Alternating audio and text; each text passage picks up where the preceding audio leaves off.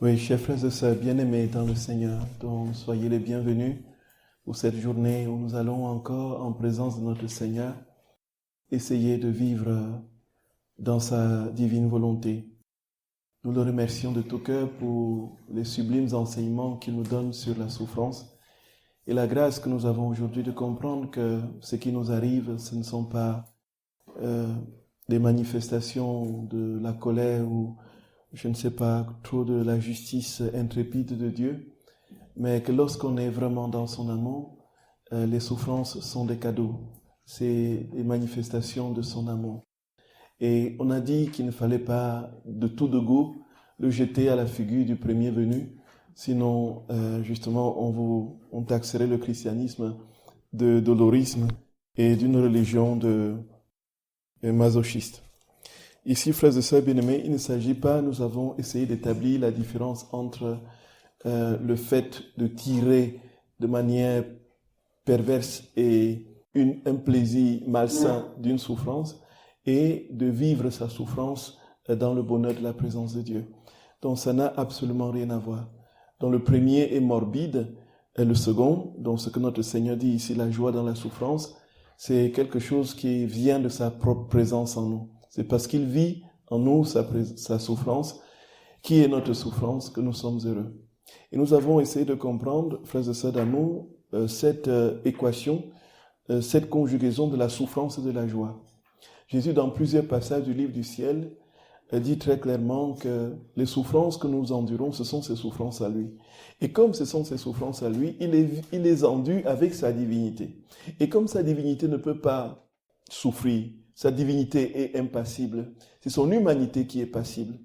Comme il est Dieu, ne pouvant pas souffrir, la divinité est la source de toutes les communications de joie, de bonheur, de délices.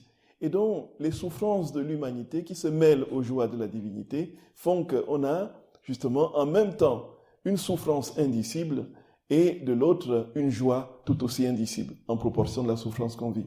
Et c'est ce qui a été très clairement notifié chez les mystiques et chez ces âmes privilégiées qui, au cours de l'histoire, ont raconté la même chose. Comment est-ce que je peux souffrir aussi atrocement et être aussi en joie? Donc nous voyons que ce n'est plus une souffrance destructrice parce que c'est Jésus qui la vit. Jésus nous a dit que ces souffrances sont saturées de son amour. Et nous comprenons, frères et sœurs d'amour, combien l'essentiel effectivement est là. Le but final, c'est là. Quand Jésus nous permet que nous souffrions, s'il accepte que nous entrions dans le mystère de sa croix, c'est simplement parce qu'il veut nous parachever dans son amour, parce qu'il veut nous immoler dans le mystère de son amour. Et c'est ici, frères et sœurs d'amour, que les choses deviennent intéressantes. Au fond, une souffrance qui m'éloigne de Dieu, une souffrance qui me fait fuir l'espérance, c'est une souffrance qui ne vient pas de lui. Et c'est une souffrance que lui, il ne souffre pas. Alors une souffrance qui me pousse davantage à aimer, une souffrance qui cultive en moi le désir du ciel, une souffrance qui me pousse davantage à m'abandonner dans les bras du Seigneur, voilà la souffrance dans la divine volonté. Et c'est ici que nous pouvons, dans notre quotidien, distinguer qu'est-ce qui vient de nous-mêmes et qu'est-ce qui vient de Dieu. Ou plutôt, quelles sont les souffrances qui sont vécues humainement et les souffrances qui sont vécues par Jésus. Et ici, frères et sœurs d'amour, notre Seigneur nous a donné des enseignements sublimes sur ce mystère. Donc, il dit que quand il souffre, au fond, quand nous souffrons, quand il souffre en nous, qu'est-ce qui se passe? Ce qui se passe, c'est qu'il se pose, dit-il, entre le ciel et la terre. La souffrance que nous endurons, c'est lui qui l'endure. Et comme c'est lui qui l'endure, il quitte la terre, il se place entre le ciel et la terre. Cette souffrance n'a plus de répercussions uniquement sur notre propre vie limitée et subjective. Cette souffrance va embrasser l'éternité, va impacter l'éternité. Quand on dit impacter l'éternité, cela veut dire que cela impacte ceux qui sont sur la terre et ceux qui sont au ciel. Et qu'est-ce que cette souffrance fait? Jésus dit qu'il se place entre le ciel et la terre et les souffrances dans la divine volonté procurent aux âmes qui sont dans le découragement et la souffrance la force de persévérer dans la souffrance, procurent aux âmes qui sont dans qui sont exténuées par la souffrance, procurent la consolation, procure aux âmes du purgatoire la délivrance de leur souffrance et procure aux âmes qui sont au ciel, justement, un surcroît de gloire accidentelle. Alors, il nous a dit aussi que ceux qui sont au ciel, quand nous souffrons, parce qu'eux, ils ne peuvent pas souffrir, qu'est-ce qu'ils font? Puisque la divinité ne peut pas souffrir, tous ceux qui sont au ciel sont dans la perfection de l'infini amour et bonté, de la béatitude. On ne peut pas imaginer qu'au ciel, on souffre. Si on devrait souffrir au ciel, personne ne voudrait aller au ciel. Voyez un peu. Ça, c'est quelque chose de certain. Voilà, c'est certain. Et comme au ciel, on ne peut pas souffrir, et comme notre souffrance impacte le ciel, en quoi est-ce que le ciel est affecté? C'est ici, frères et sœurs d'amour, que nous comprenons vraiment c'est l'importance de vivre dans la divine volonté. Ah, Jésus d'amour. Jésus dit, en fait, quand Jésus souffre en nous, c'est tout le ciel qui devrait en principe souffrir. Mais le ciel ne peut pas souffrir, parce qu'il n'y a pas de souffrance dans la divinité. Et comme tous les saints et tous les esprits, les anges sont dans la perfection de la vie divine, comme le ciel, frères et sœurs bien-aimés, ne peut pas souffrir, qu'est-ce qui se passe? Ce qui se passe, c'est que le ciel est en branle. Le ciel se met en rang de marche. Le ciel se met dans une... et au garde à vous, voilà. Et dit, voilà, il y a Jésus, quelqu'un qui est en train de souffrir en Jésus. Jésus est en train de souffrir dans une âme. Et ici, frères et sœurs d'amour, comme ils ne peuvent pas souffrir, qu'est-ce qu'ils font? Ils se mettent tous en prière. Ils se mettent tous en prière. Et tous les saints, tous les anges, donc tous les saints se mettent en prière. Tous les saints prient pour nous. Tout le ciel est en prière. Et donc nous comprenons que notre souffrance n'est plus simplement la nôtre, mais c'est la souffrance de toute l'éternité, de tous les saints. Et c'est pourquoi il y a ici une urgence de comprendre cette grâce, de vivre pleinement et totalement dans cette divine volonté, frères et sœurs d'amour. Frères et sœurs d'amour, voilà un peu en bref tout ce que nous avions essayé de dire les dernières fois. Tout ce que nous avons essayé de dire les dernières fois. Donc, nous allons aujourd'hui essayer de comprendre ce que notre Seigneur dit, parce que là, on a posé le cadre théorique de la souffrance dans la divine volonté. Maintenant, le Seigneur nous donne la feuille de route. Maintenant, comment est-ce qu'on peut souffrir dans la divine volonté? Donc, nous disions que nous avons tous nos souffrances. Personne ne peut dire qu'il ne souffre pas. Et si celui qui dit qu'il ne souffre pas, il n'est pas un être humain. Il n'est pas sur cette terre. Il ne vit pas sur cette terre. Voyez. Même Elon Musk, qui est le plus riche du monde, apparemment sa fortune maintenant est évaluée à 1000 milliards d'euros. Jésus d'amour.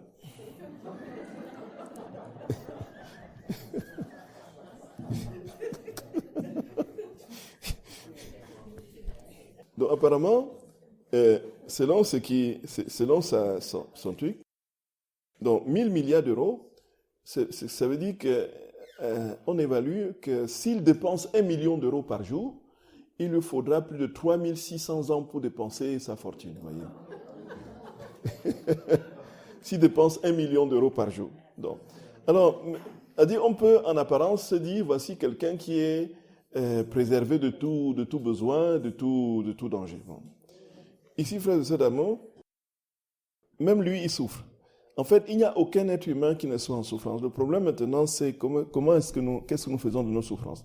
Et Jésus, très concrètement, nous dit, voici, quand vous souffrez, faites ceci, faites cela. Alors, la première chose qu'il va nous dire, et de ce que j'ai pu lister dans l'ordre de ma lecture, c'est que, d'abord, il nous fait comprendre que si nous souffrons en lui, si c'est lui qui souffre en nous, il faudrait que lorsqu'une souffrance nous arrive, que nous ayons immédiatement le réflexe de méditer sur sa souffrance à lui. Voyez, que nous ayons le réflexe de méditer sur la passion de Jésus. En méditant sur la passion de Jésus, nous comprendrons que les souffrances que nous vivons ne sont pas des souffrances qui nous anéantissent, mais ce sont des souffrances d'amour qu'il multiplie pour que nous grandissions dans son amour. Et en méditant sur sa passion, et ici, frères et sœurs d'amour, nous avons la grâce d'avoir les heures de la passion de notre Seigneur qui nous permet de comprendre ce que Jésus a souffert, non seulement dans son âme, mais aussi dans son corps. Non seulement dans son corps, mais aussi dans son âme. Et comme personne ne l'a jamais véritablement compris, le Seigneur a dévoilé à Luisa Piccarreta combien les souffrances extérieures étaient minimes, insignifiantes par rapport à la souffrance que lui infligeait son amour. Une souffrance d'amour qui était plus douloureuse et violente que les souffrances endurées par les fouets et les coups des bourreaux.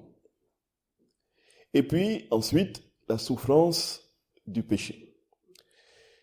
Ici, frères et sœurs d'amour, donc la première chose est ça. Donc, ce qui veut dire très concrètement que nous devons toujours avoir Jésus à l'esprit, Jésus en cœur. Hein. Notre cœur doit être continuellement dans la présence de Jésus, pour que la moindre chose qui nous arrive, que nous nous tournions immédiatement vers lui et que nous contemplions sa croix, que nous regardions ce qu'il, lui, a vécu, et ainsi, nous serons non seulement consolés, mais nous aurons la conscience qu'il est en train de vivre cette souffrance en nous. Ce n'est pas le réflexe. Notre réflexe, c'est d'abord nous dire, mais pourquoi c'est moi? Pourquoi est-ce que ça m'arrive comme ça m'arrive? Pourtant, je fais ceci, je fais cela. Et nous entrons dans une posture rationnelle d'analyse pour comprendre pourquoi cette souffrance m'est arrivée, et ainsi de suite. Donc, on est immédiatement dans une réaction épidermique qui est connaturelle à notre condition humaine. Effectivement, quand on a mal, on sursaute. Mais il faudrait immédiatement que la conscience de Jésus très rapidement intervienne et que nous soyons dans cette, dans cette contemplation de la souffrance du Christ au cœur de notre propre souffrance. Voyez, frères et sœurs d'amour, cela veut dire qu'il faut être continuellement dans le désir de Jésus, être continuellement dans son amour, l'aimer, pour que tout soit imbibé, tout en nous, dans nos actes, intérieurs comme extérieurs, petits ou grands, conscients ou inconscients, soit imprégné de la présence de Jésus. Et c'est alors que nous serons aussi très rapidement tournés vers lui quand la souffrance adviendra. Quand la souffrance arrive, c'est d'abord la révolte. C'est d'abord nos passions qui se mobilisent. Et c'est normal. Mais au fur et à mesure que l'amour de Dieu grandit en nous, nous serons surpris d'être dans des états de paix absolument indescriptibles au cœur des souffrances horribles. C'est vrai, frères et sœurs bien-aimés. C'est vraiment vrai. C'est vraiment vrai. Vous allez vous rendre compte au fur et à mesure qu'il y aura comme une anesthésie intérieure. C'est-à-dire que vous allez souffrir extérieurement, à l'intérieur de vous, vous allez vous rendre compte que rien ne vous touche vraiment, que rien ne vous ébranle. Même si tout est là pour que vous sombriez, que tout est là pour que vous écrouliez. Et c'est justement parce que Dieu étant présent en vous, l'amour de Dieu grandissant en vous et ayant pris place en vous de manière prépondérante, dominante, vous allez tout référer à Jésus. Tout référer très facilement. Très facilement. C'est la vérité, frères et sœurs d'amour. C'est la vérité. On va vous insulter. On va vous traiter de tous les noms. On va vous mépriser. On va vous rejeter. Et vous aurez une paix indescriptible. Mais vous allez souffrir extérieurement. Psychologiquement, vous allez souffrir. Certainement. Mais au fond de vous, vous allez vous rendre compte que rien ne vous ébranle. Et vous allez dire, mais ces personnes, ces gens qui me font souffrir, mais qui sont-ils? Ce sont des créatures. Comment puis-je aller jusqu'à être ébranlé et déposer ma vie, mon espérance, dans les mains et les regards des créatures? Voyez un peu. Donc peu importe ce qu'on dira de vous, vous serez dans une paix. C'est la vérité, frères et sœurs d'amour. Tout simplement parce que Jésus immédiatement prend le relais, le devant, et se dit, voici, je suis là, contemple ma croix, médite sur ma passion. Et les méditations des heures de la passion de notre très saint Seigneur vont vous aider à grandir dans cet amour du Seigneur et dans la spontanéité à offrir vos souffrances. Et Jésus, frère et sœurs d'amour, vous vous souvenez, dans Luisa Picaretta, quand elle, pour la première fois, elle voit notre Seigneur dans la rue de Corato, de sa maison, où elle voit à 13 ans le grand cortège de la croix qui avance avec Jésus devant. Jésus qui lève les yeux, n'est-ce pas, au balcon et dit « Âme, aide-moi ». En ce moment, frères et sœurs d'amour, elle n'est pas arrivée à cela, n'était pas sur sa terrasse en train de prendre son thé, de boire son café, vous voyez un peu. Elle n'était pas en train de contempler le soleil radieux qui se levait et en train de regarder les passants dans la rue comme ça pour se distraire. Qu'est-ce qui s'est passé? Elle était dans une méditation profonde de la passion de notre très saint Seigneur. Et elle était tellement absorbée par ce que Jésus a souffert qu'elle s'est mise à poser se poser des questions. Mais comment est-ce qu'un Dieu comme ça, qui a tant souffert pour moi, qu'est-ce que je lui ai donné? Qu'est-ce que je lui donne en retour? Et c'est dans cette méditation que, saisie par une grande compassion d'amour pour le Seigneur, elle sent en elle monter vraiment un désir de tout donner à Jésus, de tout souffrir pour Jésus. C'est alors qu'elle se dirige vers le balcon et c'est en ce moment qu'elle voit la scène du calvaire. Et donc, nous comprenons que les souffrances nous conduisent, les souffrances en Jésus, vécues par lui, nous conduisent irrémédiablement à l'amour. Et les souffrances de l'amour, frères et sœurs d'amour, Jésus dit dans d'autres passages du livre du ciel, que plus nous sommes dans sa souffrance et dans son amour, plus nous souffrons. C'est assez paradoxal que ça puisse paraître, non? On se serait dit, bon, comme je suis en Jésus, voici Jésus, selon une certaine théologie de la prospérité, Jésus a tout pris, il a tout souffert pour moi, donc je n'ai plus besoin de souffrir de toutes les façons parce qu'il a tout souffert pour moi. Jésus dit, plus on l'aime, voyez frères et sœurs d'amour, plus on l'aime, plus on souffre. Ouh, est-ce que vous voulez toujours être chrétien? Et c'est ici qu'on est complètement dérouté. Comment est-ce qu'on peut comprendre cela? C'est tout simplement parce que Jésus, plus on l'aime, plus il prend place en nous. Et plus il prend place en nous avec sa divinité. Et sa divinité embrasse tout. Et sa divinité porte les souffrances de tous les hommes de tous les temps. Et s'il est en nous avec sa divinité de manière pleine, alors il vient aussi avec les souffrances de tous les hommes de tous les temps. Donc quand nous souffrons, nos souffrances ne sont plus des souffrances limitées dans le temps, mais sont des souffrances qui s'étendent sur des âges et des générations. Et donc, nous souffrons plus parce que Jésus porte davantage plus de choses en nous. Et plus nous souffrirons, moins nous serons dans le découragement, simplement parce que c'est Jésus qui opère dans l'acte de la souffrance en nous. Vous voyez, frères et sœurs d'amour, c'est absolument puissant. Donc, Jésus est éternel. Il vient en nous avec toute l'éternité qu'il contient en lui, et donc avec toutes les souffrances de tous les hommes de tous les temps. Il vient, il se pose en nous avec tout cela. Et se posant en nous avec tout cela, nous souffrons plus. Parce qu'il porte toutes choses en nous et avec nous. Là où il est, nous sommes avec lui. Tout ce qu'il souffre, nous souffrons avec lui.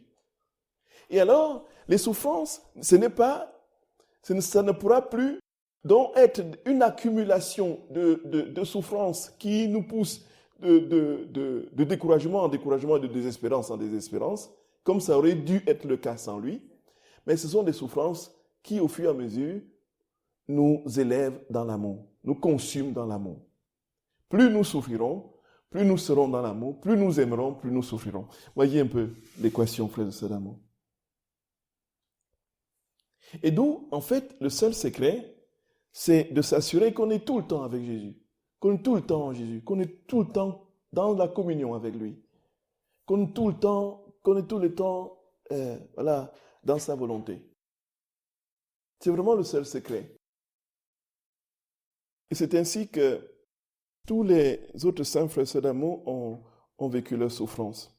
Donc voici un peu la méditation de Luisa Picaretta quand elle se posait la question de ce qu'elle a donné à Jésus après tout ce que Jésus lui a donné. C'est au tome 1 de l'année 1899.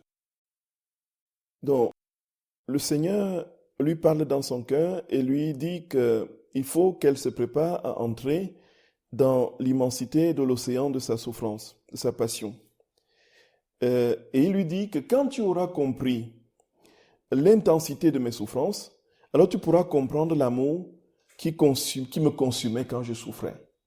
Donc en fait, un critère pour évaluer si notre souffrance est en Dieu, c'est de se poser la question, est-ce que cette souffrance me fait grandir en amour davantage?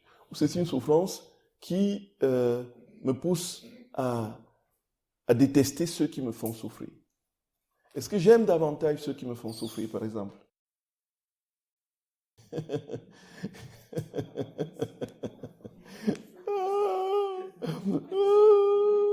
On n'y est pas encore, hein? Est-ce que quelqu'un y est encore? Il y est déjà? Non, on n'y est pas encore. Donc, est-ce que l'amour grandit en moi quand je souffre? Alors, dis-toi ceci, dit Jésus. Quel est celui qui a tant souffert pour moi? Et que suis-je moi, si vile créature? Et tu ne repousseras pas les blessures et les peines de la passion que tu souffriras par amour pour moi. Enflammé par l'amour, ton âme acceptera la croix. Enflammé par l'amour, ton âme acceptera la croix. Ton âme acceptera la croix que j'ai préparée pour toi. Quand tu considéreras tout ce que moi, ton professeur, j'ai souffert pour toi, ta souffrance te semblera une ombre. Voyez, frères et sœurs d'amour. Oh, aimons Jésus, hein. Aimons Jésus. Aimons Jésus. Aimons Jésus. Aimons Jésus. Quand la souffrance vient, disons, mais qui suis-je, vile créature? Mon maître a souffert bien plus que ceci, plus que ça. Qui suis-je? Et ensuite, on va facilement accepter la croix que le Seigneur a préparée pour nous. Et tu verras, au regard de ce qu'il a souffert, que ce que tu endures n'est que feu de paille, n'est que de l'ombre. Jésus continue, elle te semblera douce et tu atteindras un point où tu ne pourras plus vivre sans souffrance. Et nous comprenons pourquoi ces âmes réclament les souffrances à Dieu. Mais pourquoi, Jésus, ça fait longtemps, tu m'as laissé sans souffrance, qu'est-ce qui arrive? Quand on lit ça, on dit, mais ils sont dérangés. Dans les écrits de tous les mystiques, c'est pratiquement cela. Tu m'as laissé sans souffrance. Mais Jésus, pourquoi Non, c'est tout simplement parce que ces âmes ont la claire et profonde conscience de tout l'amour que Dieu nous a manifesté dans sa douleur, dans sa passion. Ils désirent ardemment de tout leur être tout à Jésus, et puis vivre tout ce que Jésus vit, souffrir tout ce qu'il souffre. Et comme Jésus, quand il vient souffrir en nous, il nous apporte la joie véritable et pleine. Quand il est absent avec sa souffrance, cette joie aussi est absente, voyez. Et l'âme se sent complètement vidée d'elle-même. Elle est pauvre. Elle désire cette souffrance pour vivre pleinement. Cette souffrance la fortifie. Voilà le grand mystère. Voyez, frères et sœurs d'amour. Voyez, frères et sœurs bien-aimés. À ces mots, dit Luisa, je me sentis plus désireuse de souffrir. Néanmoins, ma nature tremblait à la pensée des souffrances que j'aurais à endurer. Aussi j'ai prié Jésus de me donner assez de force et de courage et de me faire expérimenter l'amour à travers les souffrances auxquelles il m'appelait. De me faire expérimenter l'amour à travers les souffrances auxquelles il m'appelait. Par cette requête, je n'avais pas voulu l'offenser ni tirer parti du grand pourvoyeur des dons qu'il est. Mais Jésus, dans tout son amour et sa douceur, poursuivit ainsi. Ma chère, ceci va de soi. Si une personne qui entreprend quelque chose ne ressent pas un transport d'amour pour ce qu'elle entreprend, elle ne peut être motivée pour accomplir son travail. On est d'accord avec Jésus? Si nous voulons entreprendre quelque chose et que nous ne sommes pas motivés, il n'y a pas d'amour, il n'y a pas d'entrain, bon, nous allons faire un travail bâclé. Le travail sera sans consistance, même si il est beau à l'extérieur, il n'aura pas la puissance de l'amour qu'il devrait avoir, si la puissance, l'impact qu'il devrait avoir si c'était fait avec amour. Et Jésus continue en disant, d'autre part, ceux qui entreprennent quelque chose de mauvaise foi, même s'ils l'achèvent, ne recevront pas ma récompense. Quant à toi, pour être amoureuse, entrer en amour avec ma passion, tu dois avant tout considérer calmement et dans la méditation tout ce que j'ai enduré pour toi, afin que ton jugement se conforme au mien, qui ne ménage rien par amour pour l'aimer. Voyez un peu ça. Au fond, qu'est-ce qui se passe, frères et sœurs d'amour? Une souffrance qui vous tombe dessus et qui est coupée de Jésus, vous plonge dans quoi? Vous plonge dans la révolte, vous plonge dans l'aigreur, vous plonge dans l'amertume. Jésus dit, il faudrait que ton amour, que ta souffrance soit immédiatement posée en face de la mienne, dans une relation d'amour. Que tu sois en train de souffrir par amour pour moi, désireux d'être tout à moi, désireux de vivre tout en moi et de me laisser tout vivre en toi. Que tu vives ta souffrance dans l'amour. Au fond, le Seigneur dit, pour que ta souffrance porte des fruits, que ce soit une souffrance vécue par moi, il faut que tu m'aimes. Aime-moi et considère tout ce que j'ai souffert pour toi, tout ce que j'ai enduré pour toi, tout ce que j'ai souffert, dans les moindres petites, surtout qu'il lui révèle ce qu'il a souffert dans son corps et dans son âme, et alors tu seras tout simplement heureuse de souffrir par amour pour moi, pour l'être aimé. Quand on souffre par amour, non seulement on endure plus, mais la souffrance est légère. Plus on aime, plus on veut souffrir, on veut se sacrifier pour l'être aimé, plus on prend le maximum que l'on peut, et moins on souffre, moins on sent le poids, parce que l'amour rend la souffrance légère. Donc en fait, tout est une question d'amour. Tout est une question d'amour, frères et sœurs bien-aimés. Ainsi, encouragé par Jésus, je commençai à méditer sur sa passion, ce qui fit beaucoup de bien à mon âme. Je puis assurer que ce bien me vint de la fontaine de la grâce et de l'amour. À partir de ce moment, la passion de Jésus fit son chemin dans mon cœur, mon âme et mon corps, dans lequel des souffrances, frères et sœurs d'amour, ça me vient à l'esprit. Vraiment, capitalisons tout. Soyons des vrais capitalistes. Soyons des vrais capitalistes. Des vrais. Des vrais.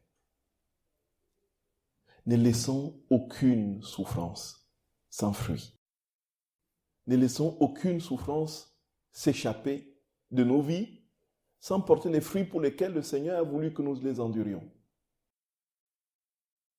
Et dans la divine volonté, frères et sœurs d'amour, ce qui est spectaculaire et révolutionnaire, c'est que les souffrances même pour lesquelles nous nous sommes révoltés peuvent être récapitalisées. Nous pouvons remonter dans le passé et puis rendre les souffrances pour lesquelles nous nous sommes révoltés, les rendre, les imprégner de l'amour de Dieu. Voyez, les imprégner de l'amour de Dieu. Il faut vraiment que nous ayons ce réflexe. Et ce sont autant de perles, autant de réserves, de grâce, de lumière, de trésors immenses qui sont ainsi engrangés pour notre propre transfiguration et qui vont nous revêtir lorsque nous verrons le Seigneur notre Dieu et qui vont scintiller en éclats de lumière et de gloire.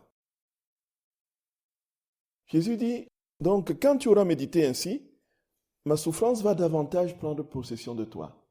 Donc, mon amour, parce que mon amour est en toi, tu vas désirer plus souffrir. Et lui, ça effectivement, immédiatement expérimente, immédiatement est sans cet amour pour la souffrance grandit dans son âme. Je devins immergé dans la passion comme dans une immense mer de lumière qui, avec ses chauds rayons, embrasait mon être tout entier d'amour pour Jésus, lui qui a tant souffert pour moi. Seigneur, oui, mon amour, c'est pour toi que je souffre. C'est pour toi que je souffre, mon amour. C'est pour toi, Jésus. C'est pour toi, mon Seigneur. Oui. Vas-y, Jésus. Vas-y. Fiat, que ta volonté soit faite. C'est pour toi, mon amour de Jésus. C'est pour toi. C'est pour toi. Plus tard, cette immersion me fera comprendre clairement la patience et l'humilité, l'obéissance et la charité de Jésus, et tout ce qu'il endura par amour pour moi. Nous voyons Jésus, immédiatement, Jésus, qu'est-ce qu'il fait, frères et sœurs? Pas un seul instant, il ne s'est révolté. Quand il était au cœur de la souffrance, au cœur de sa passion, il était dans une... Voilà. La foule crie, crucifie-le, il est là comme ça, il les regarde avec amour. Les yeux boursouflés, le corps ensanglanté. Il est là, il les regarde avec amour. Il s'agite, pas un seul instant, il ne profère d'insultes, ne profère de révolte, de paroles de révolte. Et c'est ici, frères et sœurs d'amour, que nous comprenons l'urgence d'entrer en Jésus, l'urgence de vivre pour lui. C'est une affaire de vie ou de mort, frères et sœurs d'amour. Je vous assure, c'est une question de vie ou de mort. Ou nous sommes en lui et nous avons la vie, ou nous sommes loin de lui et nous traînons les pas indéfiniment dans les torrents boueux de nos passions, avec leurs inconstances multiples. Un jour ceci, oui c'est bon, un jour cela, non c'est autre chose. Et notre vie va ainsi, et nous perdons le temps, les années s'écoulent, et nous retrouvons, frères et sœurs d'amour. Je nous en supplie humblement, aimons Jésus. Et puis, voyant quelle grande distance il y avait entre lui et moi, je me sentais complètement anéanti. Les rayons qui me submergeaient me semblaient comme des réprimandes me disant silencieusement, un Dieu si patient, et qu'en est-il pour toi? Un Dieu si humble, assujetti à ses ennemis, et qu'en est-il pour toi? Un Dieu de toute charité qui souffre beaucoup pour toi, et qu'en est-il pour toi? Où sont les souffrances que tu portes par amour pour lui? Où sont-elles? Et nous pouvons nous poser cette question à nous-mêmes, frères et sœurs. Combien de souffrances de ma vie est-ce que j'ai véritablement offert à Jésus? Combien de souffrances de ma vie j'ai enduré pour elle, pour lui, par amour pour lui? Occasionnellement, Jésus me parlait des douleurs de son agonie et de ses souffrances d'amour pour moi. Et j'en étais ému jusqu'aux larmes. Un jour, pendant que je travaillais et que je méditais sur les cruelles souffrances de Jésus, ma tête devint oppressée au point que j'en perdais la respiration. Par peur qu'il m'arrive quelque chose de sérieux, je voulus faire diversion en sortant sur le balcon. Voilà. Voyons bien. Là, je vis une foule immense de gens passant dans la rue. Ils conduisaient mon très gentil Jésus, le poussant et le tirant. Jésus portait sa croix sur son épaule. Il était exténué et suait le sang. Il faisait pitié au point d'émouvoir une pierre. Il faisait pitié au point d'émouvoir une pierre. Jésus pose son regard toujours sur nous, frères et sœurs d'amour. Si vous voyez le regard de Jésus, si vous voyez le regard de Jésus, comme les mystiques le voient,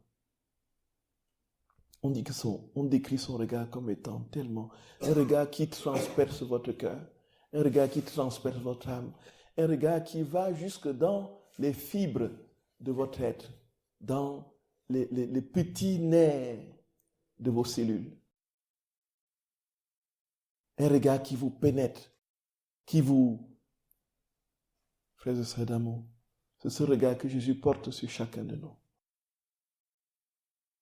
Il nous dit, voilà, continue, Jésus portait sa croix sur son épaule.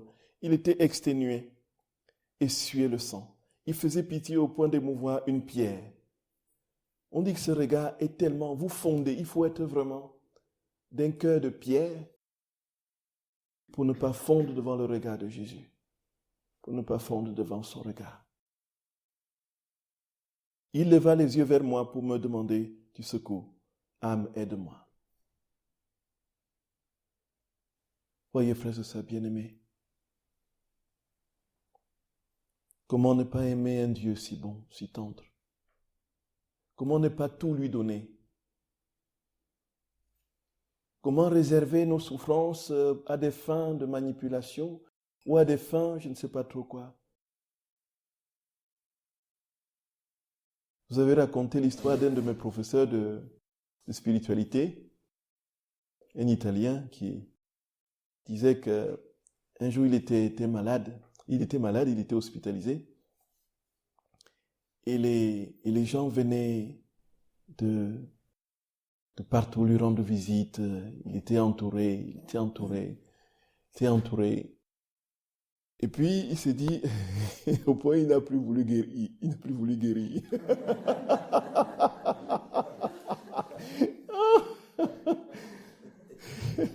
Quand il n'était pas malade, il n'avait pas toute cette affection, vous voyez un peu. Il n'avait pas toute cette affection. Et donc, il ne voulait plus guérir pour garder l'affection. Donc, la souffrance, il voulait l'utiliser pour, voyez, en temps normal, dans son presbytère, tout seul, il n'a pas tout ça. Et donc, les souffrances, ça c'est juste un exemple vraiment amusant, mais nous pouvons utiliser nos souffrances à d'autres fins, plus dramatiques, voyez. Et puis, généralement pour les pervers, pour écraser les autres en disant, voilà, tu m'as fait souffrir ceci, ou bien j'ai souffert ceci, tu vas pas me... Pour cela, je me comporte ainsi.